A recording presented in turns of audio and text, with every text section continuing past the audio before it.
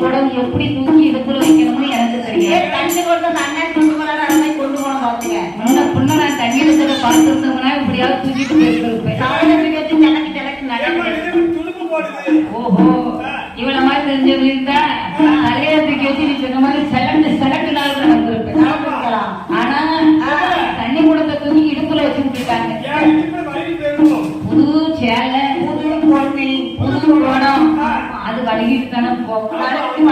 நானே பிடிக்க முடியாம பிடிச்சுக்கிட்டு வாரம் பார்த்தேன். குடத்தை, கண்ணை குடத்தை வாங்க ஆக முறை என்னையே வாங்காங்க. புது பொண்ணு தண்ணி எடுத்துட்டு எப்படி வாரான்னு நின்னு பாக்காங்க. அப்படி எப்படி நடந்தாலும் பாப்பாங்க, எப்படி நடக்கான்னு பாப்பாங்க. ஆமா,